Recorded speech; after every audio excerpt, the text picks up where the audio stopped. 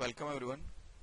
Today we are going to start our seventh lecture from topic number 3, and which is directing and controlling at supervisory level. Okay. आपण directing start केले, त्यामध्ये at supervisory लेवलसाठी डायरेक्टिंगचं काय महत्त्व आहे, त्याच्यानंतर त्याच्या गरजा, त्याचे जे कॅरेक्टरिस्टिक्स आहेत, वैशिष्ट्ये कुठले कुठले आहेत डायरेक्टिंगचे, त्याच्यानंतर इम्पॉर्टन्स ऑफ डायरेक्टिंग का गरजेचं आहे ते. ओके. त्याच्यानंतर सुपरवायझरने डायरेक्टिंगच्या अंडर कुठल्या कुठल्या गोष्टी परफॉर्म करणं गरजेचं आहे, त्याचे फंक्शन्स काय आहेत, आणि सुपरवायझरला जर इफेक्टिव्ह जर सुपरविजन करायचं असेल तर त्यासाठी लागणारे जे काही स्किल्स आहेत, कुठले कुठले स्किल्स ही शुड हॅव, ते आपण स्किल सगळे बघितलेले आहेत. त्याच्यानंतर 3 गोष्टी महत्वाच्या होत्या, त्यातले आपण मोटिवेशन संपवलेलं आहे आणि जे कम्युनिकेशन आहे ते सुद्धा आपण लास्ट लेक्चरला संपवलेलं आहे. सो कम्युनिकेशन आहे, कम्युनिकेशन मध्ये सगळ्यात महत्वाचे जे काही फॅक्टर्स आहेत ते कुठल्या कुठल्या असणं गरजेचं आहे. तर कम्युनिकेशन करताना मोटिवेशन जेव्हा करत असतो तेव्हा आपण ऍटिट्यूड बघणं महत्वाचं आहे, त्याच्यानंतर interest and needs. Okay. So motivation process काय आहे, मोटिवेशन प्रोसेसमध्ये अनसॅटिस्फाईड नीड्स असतील तर त्या अनसॅटिस्फाईड नीड्स मुळे काय होणार आहे, तर जो एम्प्लॉई आहे त्याला थोडंसं फ्रस्ट्रेशन येणार आहे, टेन्शन येणार आहे. सो त्या टेन्शन रिलीज करण्यासाठी he will going to search some alternative options for that needs. Okay. So त्या नीड्सना काही अल्टरनेट ऑप्शन हुडकायचा प्रयत्न करणार आहे. जेव्हा त्याला अल्टरनेट ऑप्शन सापडेल त्याला, तेव्हा काय होणार आहे, तर ज्या अनसॅटिस्फाईड नीड्स आहेत, so these needs are going to complete. Okay. त्या नीड्स काय होणार आहेत, कम्प्लीट होणार आहेत. सो नीड कम्प्लीट झाल्यामुळे ऑटोमॅटिकली त्याचं जे टेन्शन आहे ते थोडंसं रिडक्शन होणार आहे, ते reduction. It is simple motivation process. So त्याच्यानंतर मोटिवेशन कुठल्या कुठल्या गोष्टींना, in form of incentive. Okay. कुठल्या टाईपचे इन्सेंटिव्ह असू शकतात, तर 2 मेनली असू शकतात, एक तर फायनान्शियल पैशाच्या स्वरूपात, किंवा दुसरं non financial. Okay. Without financial. तर फायनान्शियल मध्ये कुठल्या गोष्टी इन्व्हॉल्व्ह आहेत, तर सॅलरी इन्क्रीमेंट असेल, बोनस असेल, प्रॉफिट शेअरिंग असेल, पेन्शन असेल, को पार्टनरशिप असेल, एम्प्लॉय स्टॉक ऑप्शन असेल. नॉन फायनान्शियल मध्ये काय असणार आहे, तर status, promotion, responsibility, job enhancement, त्याच्यानंतर job recognition, job security, employ participation, delegation and empowerment. Okay. So कम्युनिकेशनची प्रोसेस काय आहे सांगितलेलं मी तुम्हाला, की कम्युनिकेशन सिम्पली असणार आहे, सेंडर असणार आहे, रिसिव्ह असणार आहे, आणि त्या दोघांच्या मध्ये काहीतरी इन्फॉर्मेशन एक्सचेंज केली जाणार आहे. सो दॅट इन्फॉर्मेशन शेअरिंग काय असणार आहे, ती कम्युनिकेशन असणार. ओके. आणि ते सक्सेसफुल कम्युनिकेशन झाल्यानंतर जो डिझायर्ड चेंज आहे आपल्याला एक्सपेक्टेड, म्हणजे जर समोरच्या जर काही चुकीचं घडत असेल आणि दॅट टाइम आपण जर कम्युनिकेशन जर केलं त्याच्याशी आपण बोललो, त्याला जर समजावून सांगितलं, एक मी सेंडर आहे, मला काहीतरी इन्फॉर्मेशन त्याला सांगायची आहे, आणि सांगितलेली इन्फॉर्मेशन जेव्हा त्याला कळणार आहे, so that communication is a successful communication. Okay.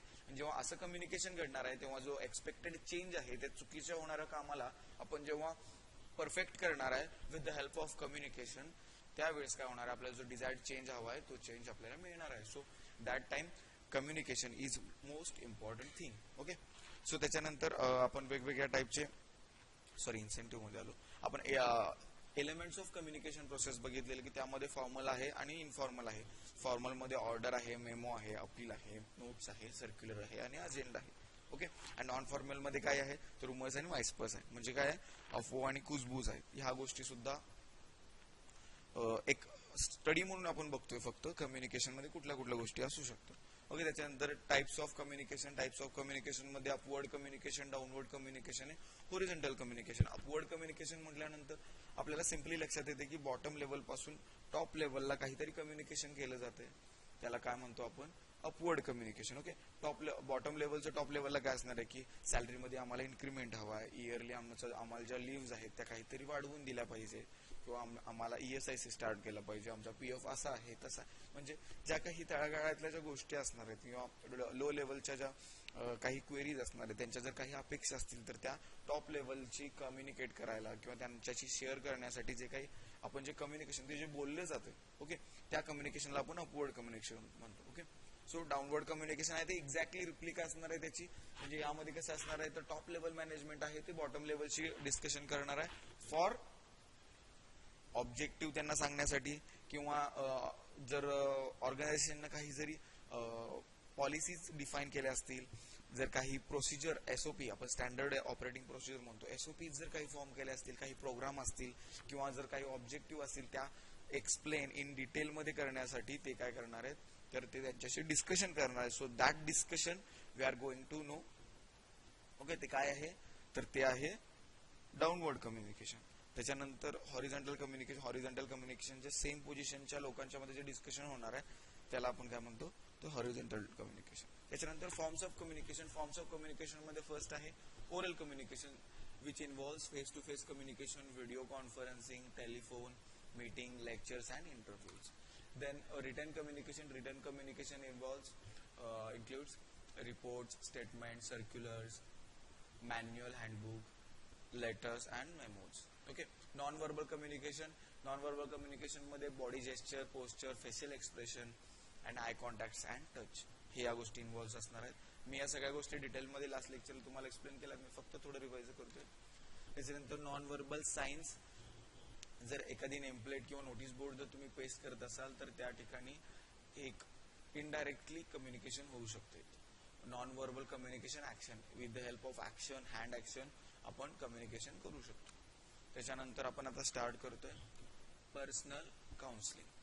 Okay, so counselling of staff is becoming an essential function of the supervisor. Okay, official staff जो आहे आपला, ओके, त्या स्टाफचं काउन्सिलिंग करणं हे इसेन्शियल फंक्शन आहे सुपरवायझर साठी. का, तर ते बघू आपण. Supervisor is a counsellor, mentor and adviser of the workers. आता वर्करचा काउन्सिलिंग करण्यासाठी तो सुपरवायझर असू शकतो, तो काउन्सिलर असू शकतो, मेंटॉर असू शकतो किंवा ऍडवायझर असू शकतो. If he does not get connected with workers by above roles, अशा पद्धतीचे जे रोल्स आहेत, म्हणजे ऍज अ काउन्सिलर म्हणून किंवा ऍज अ मेंटॉर म्हणून किंवा ऍज अ ऍडवायझर म्हणून जर तो सुपरवायझर जर वर्करशी जर कम्युनिकेट करू शकत नसेल तर त्याला कुठल्या कुठल्या गोष्टी फेस कराव्या लागणार आहेत त्या बघूया आपण आता. It's not connected with the worker by above role. It is difficult to achieve the objective. जे काही डिफाईन्ड आपला ऑब्जेक्टिव्ह आहे त्याला जर आपल्याला अचीव करायचं असेल तर as a counsellor, as a mentor, as a adviser आपल्याला जो वर्कर आहे त्याच्याशी आपल्याला त्याचं काउन्सिलिंग करायला लागणार आहे, त्याचं माइंड चेंज करावं लागणार आहे, त्याच्याशी आपल्याला बोलावं लागणार आहे, डिस्कशन करावं लागणार आहे. पण काउन्सिलिंग म्हणतो त्याला, बरोबर आहे. जर ते जर नाही केलं त्यानं तर ते आपल्याला जे काही ऑब्जेक्टिव्ह असणार आहे ते आपल्याला मिळवणं डिफिकल्ट होणार आहे. Counselling at a work place is a way of organization to care about its employee. Apart from their personal problems, there are various reasons which can create stress for an employee at the workplace. Employee आहे त्याला work station सोडून सुद्धा बाहेरच्या काही गोष्टी असणार आहेत त्याच्या डोक्यामध्ये, बरोबर आहे.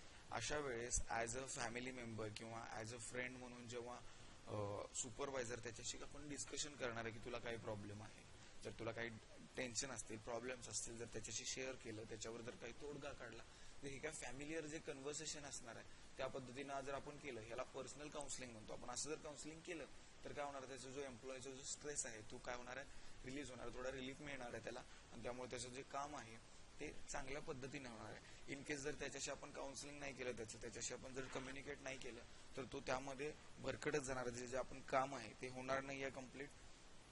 सो ऑटोमॅटिकली त्याचा सुद्धा लॉस आहे आणि ऑर्गनायझेशन सुद्धा लॉस आहे. So personal counselling is most important thing. Okay, need for personal counselling. Personal counselling का गरजेचं आहे, अनरिअलिस्टिक टार्गेट्स और वर्कलोड. ओके, इन केस एक नवीन एम्प्लॉय आहे आणि त्याला जर काही रोज डेली ऍक्टिव्हिटी आहे ते सोडून जर काहीतरी वेगळं दिलं टार्गेट, ओके, सडनली माणसाला जर काही चेंज केलं, म्हणजे त्याचं वर्क स्टेशन चेंज केलं, त्याला जर काही रोज वर्क दिलं जाते ते सोडून जर दुसरं काही वर्क दिलं किंवा ज्याला जे टार्गेट दिलं जातं त्याच्यापेक्षा डबल टार्गेट दिलं, तर अशा कंडिशनला एम्प्लॉय विल फील पॅनिक. तो त्यावेळेस पॅनिक होऊ शकतो की बाबा हे एवढं मोठं टार्गेट मला कसं काय दिले, ओके, किंवा वर्कलोड एवढा दिला त्याला की तो फ्रस्ट्रेट होऊन जाईल किंवा त्याच्याला जर लोड येईल. अशा पद्धतीने जर काही झालं तर अशा सिच्युएशनला सुपरवायझरनं जाऊन त्याचं काउन्सिलिंग करणं गरजेचं, की बाबा हा हे असं नाही, तू अशा पद्धतीने जर केलास, तू प्रिपेअर राहिलास ह्या कामासाठी, जर तू हे काम करण्यासाठी जर आधी जर काही तर त्याची प्रिपरेशन करून ठेवलीस, तर तुला हे काम करण्यासाठी इझी जाणार आहे. आणि हे काम केल्यानंतर तुला ऍडिशनल पेमेंट सुद्धा मिळणार आहे, ऍडिशनल फॅसिलिटी मिळणार आहे, तुला डिनर मिळणार आहे. अशा पद्धतीच्या गोष्टी काहीतरी सांगून त्याचं काउन्सिलिंग करून त्याला जो स्ट्रेस आहे तो जर आपण रिलीज केलं, तर काय होणार आहे, आपलंच काम हलकं होणार आहे. ते आपल्याला जे टार्गेट आहे, आपला ऑब्जेक्टिव्ह आहे, तो सॅटिस्फाय होणार आहे. सो अनरिअलिस्टिक जर टार्गेट दिला असेल तर त्या सिच्युएशनला पर्सनल काउन्सिलिंग करणं तिथे जाऊन गरजेचं आहे. Okay. Constant pressure to meet the deadlines. जर कंटिन्युअसली जर एम्प्लॉईजवर प्रेशर दिलं जात असेल डेडलाईनसाठी, की ह्या सॅटर्डेपर्यंत आपल्याला एवढी ऑर्डर कंप्लीट करायची आहे, आपल्याला एवढ्या प्रोडक्ट सेल करायचे आहेत, आपल्याला एवढ्या गाड्या बनवायच्या आहेतच, म्हणजे मी वेगवेगळ्या सेक्टरचे डेडलाईन सांगतोय तुम्हाला. जर मॅन्युफॅक्चरिंग सेक्टर असेल तर तिथं सांगितलं जाईल की गाड्या ज्या आहेत त्या सॅटर्डेपर्यंत एवढ्या गाड्या आपल्याला बनवणं गरजेचं आहे, आपल्याला त्या डिस्पॅच करायचं आहे. जर एखादी काहीतरी शॉप असेल, मॉल असेल, तर ते सांगितलं जाईल की एवढा स्टॉक आहे तो आपल्याला संपवायचा आहे, आपल्याला एवढं टार्गेट अचीव्ह करायचंच आहे, एवढा सेल झालाच पाहिजे. ओके. अशा पद्धतीचे जर डेडलाईन्सचं जर कॉन्स्टंट प्रेशर असेल तर त्यांना मोटिवेट करणं, त्यांना जाऊन पर्सनल जाऊन सांगणं गरजेचं आहे की काही लोड घेऊ नका, की तुम्ही ह्या स्पीडनं जर गेला, की थोडासा जर स्पीड वाढवला तर आपण हे अचीव्ह करू शकतो. अशा पद्धतीच्या थोड्या स्वीट्स वर्ड्सनं सुद्धा काय होणार आहे, तर त्यांचं इम्प्रूव्हमेंट होऊ शकते. Okay. Personal counselling. Responsibility as accountability, conflicts and bad inner personal relations with supervisor and subordinates. जर कॉन्फ्लिक्ट जर असतील, जर काही आतल्यात जर भांडणं वगैरे असतील, तर त्या सिच्युएशनला सुद्धा सुपरवायझरचं त्यात इन्व्हॉल्व्ह होणं गरजेचं आहे. पर्सनल काउन्सिलिंग गरजेचं आहे. Problems in adjusting to the organisation culture. In case एखादा नवीन एम्प्लॉई आला असेल आणि जर तिथलं ऑर्गनायझेशनचं आपलं कल्चर वेगळं असेल आणि he is belonging from other वेगळ्या टाईपच्या इंडस्ट्रीला जर तो बिलॉंग करत असेल, तर त्याला आपल्या कल्चरमध्ये मिक्स होण्यासाठी थोडासा वेळ लागेल, थोडंसं डिफिकल्ट फेस होईल. त्यावेळेस त्याच्याशी कम्युनिकेट करून त्याला समजावून सांगणं की आपल्या इथं असं कल्चर आहे आणि तुला असं वागावं लागेल, थोडंसं डिफिकल्ट जाईल, पण you need to change it. तुला थोडं ऍडजस्ट करावं लागेल. आणि त्याला सिम्पल फॅमिलियर भाषेमध्ये त्याला जर समजावून सांगितलं तर तो इझिली त्या कल्चरमध्ये ऍडजस्ट होऊन जाईल. सो अशा पद्धती जर कधी झालं असेल किंवा अशा पद्धतीचा जर कधी प्रॉब्लेम आला असेल, तर त्यावेळेस पर्सनल काउन्सिलिंग गरजेचं आहे. Worker loses confidence in a job. जर त्या वर्कर जर असतील तर त्याचा कॉन्फिडन्स जर लूज झाला असेल, कमी झाला असेल तर त्या जॉबवर, तर तिथं आपल्याला मोटिवेट करण्यासाठी पर्सनल काउन्सिलिंग गरजेचं आहे. Worker makes repetitive mistakes. जर रिपिटेटिव्ह मिस्टेक्स असतील तर तेव्हा सुद्धा जाऊन पर्सनल काउन्सिलिंग करणं गरजेचं आहे. त्याच्यामुळे stress in work is affecting mental कंडिशनला सुद्धा अफेक्ट करू शकते. सो अशा ह्या काही थोड्या गोष्टी आहेत ज्याच्यासाठी आपल्याला पर्सनल काउन्सिलिंग गरजेचं आहे. त्याच्यानंतर qualities of supervisor as a counsellor. म्हणजे एक काउन्सलर म्हणण्यासाठी सुपरवायझर हा सुपरवायझर असू शकतो, पण for becoming a good counsellor, एक चांगला काउन्सलर होण्यासाठी काही गरजेच्या गोष्टी आहेत, ज्या काही स्किल्स गरजेच्या आहेत. ते स्किल कुठले कुठले आहेत ते बघूया. A counselling supervisor must demonstrate leadership skills. त्यानं लिडरशिप स्किल्स असणं गरजेचं आहे. त्याच्यानंतर must have expert in his her field. ज्या फील्डवर तो सुपरवायझर म्हणून आहे त्या फील्डचा तो एक्सपर्ट असणं गरजेचं आहे. त्याला प्रत्येक गोष्ट आणि गोष्ट तिथली माहीत असणं गरजेचं आहे. तेव्हा तो एक चांगला काउन्सलर होऊ शकतो. मोटिवेशनल अप्रोच असला पाहिजे. त्याच्या बोलण्यात जो त्याची बोलण्याची पद्धत असणार आहे, प्रत्येकाशी बोलत असताना त्याचं मोटिवेशनल अप्रोच असला पाहिजे. Problem solving nature. त्याचं जे नेचर आहे ते प्रॉब्लेम सॉल्व्हिंग असलं पाहिजे.